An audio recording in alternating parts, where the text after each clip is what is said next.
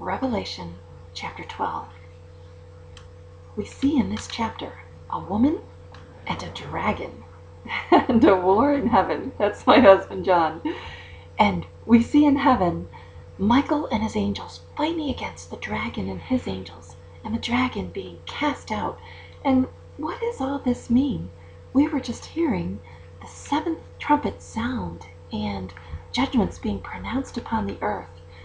I'm going to read you some notes from a student study Bible that I have and cast some light hopefully upon this. It says, Revelation is a series of several messages and visions to the Apostle John.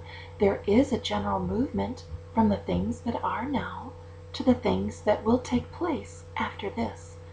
Yet the visions sometimes return to subjects from the previous sections. The order in which John received the visions does not necessarily indicate the order of the events they symbolize. All commentators would agree basically that the beginning of the book is the present day, when John was alive, where Jesus is shown in the middle of the churches with a message for them about the condition of the churches and what they needed to change, what he commended them for, what they would get rewards for as overcomers. Then in chapter 4, we see things changing from the present day to things that will take place after this. We see Jesus Christ summoning John in the spirit up to heaven to receive visions that would portray the future events, the actual working out of the victory that Christ had already attained on the cross. This ultimate victory will come in the new heaven and the new earth at the end of earth's history.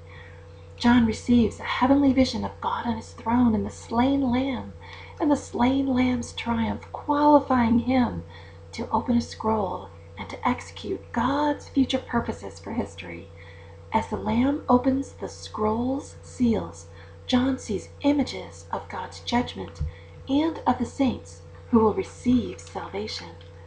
Then we see in chapters 8 through 11 a brief vision of God's heavenly temple, focusing on a golden incense altar, opening a new cycle of 7 visions, each of which is introduced by an angelic trumpet blast. Now we see in this chapter this vision, which the Bible itself calls a great sign appearing in heaven, of the woman. Commentators would agree that she symbolizes Israel. You can look at Joseph's dream in Genesis 37 verse 9. The woman is clothed with the sun, moon, and 12 stars. And then the great red dragon, the Bible itself says, is that ancient serpent, the devil, it's Satan, and his 7 heads with 7 diadems and 10 horns, symbolizing great power. In verse 4, the Bible says his tail swept down 1/3 of the stars of heaven, and some commentators think this would refer to the original fall of Satan. They think 1/3 of the angels rebelled with him, referenced in 2 Peter chapter 2 verse 4 and in Jude verse 6. And they would say the dragon's desire to devour the woman's child at birth is recalling Genesis chapter 3 verse 15, as the devil desired to devour the seed of the woman. We see in verse 6, the child's mother flees into the wilderness, and God protects her and the child from the dragon's rage. We understand the 1,260 days, or 3.5 years, to represent the second half of the Great Tribulation. Some commentators would consider this the same period as the second half of Daniel's 70th week, referred to in Daniel chapter 9 verse 27. When the woman flees, this would indicate to them that during the Great Tribulation, Jewish believers will be persecuted by the Antichrist and will flee into the wilderness to find protection from God. In verse 7, Michael is referenced. We see him in Daniel chapter 10 and 12, and in Jude verse 9. He is the archangel of God, the guardian of God's people. And some commentators would say that Michael's battle with the dragon marks the beginning of the time of trouble from Daniel chapter 12, or the Great Tribulation. Some people say the victory of Michael and the holy angels over the dragon and his allies could symbol Jesus' triumph on the cross, Or it might describe the original casting out of Satan and his demons from heaven. And some think that this shows an increased demonic activity on the earth during the Great Tribulation.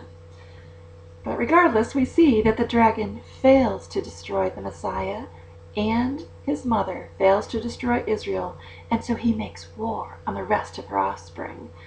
Some commentators say this would be the church throughout the ages. Some would say it's the believing remnant, the 144,000 Jews. But we know that the dragon's weapon is the beast that emerges at the end of this chapter. He emerges from the sea to wage war on the saints.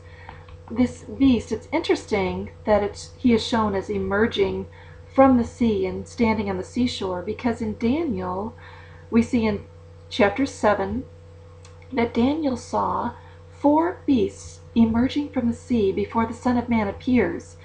And in this prophecy in Daniel about the end times, the beasts symbolized human kingdoms. We see Satan waging war against God and his church, and in this book of Revelation, him waging war against the Lamb and his church. Revelation chapter 12.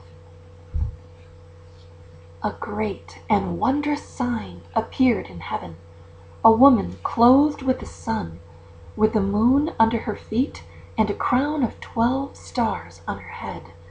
She was pregnant and cried out in pain as she was about to give birth. Then another sign appeared in heaven, an enormous red dragon with 7 heads and 10 horns and 7 crowns on his heads. His tail swept 1/3 of the stars out of the sky and flung them to the earth. The dragon stood in front of the woman who was about to give birth, so that he might devour her child the moment it was born. She gave birth to a son, a male child, who will rule all the nations with an iron scepter. And her child was snatched up to God and to his throne. The woman fled into the desert to a place prepared for her by God, where she might be taken care of for 1,260 days. And there was war in heaven. Michael and his angels fought against the dragon, and the dragon and his angels fought back. But he was not strong enough, and they lost their place in heaven. The great dragon was hurled down, that ancient serpent called the devil or Satan, who leads the whole world astray. He was hurled to the earth, and his angels with him. Then I heard a loud voice in heaven say, "Now have come the salvation, and the power, and the kingdom of our God, and the authority of his Christ. For the accuser of our brothers, who accuses them before our God day and night, has been hurled down. They overcame him by the blood of the Lamb and by the word of their testimony. They did not love their lives so much as to shrink from death. Therefore rejoice, you heavens, and you who dwell in them. But woe to the earth and the sea, because the devil has gone down to you. He is filled with fury, because he knows that his time is short."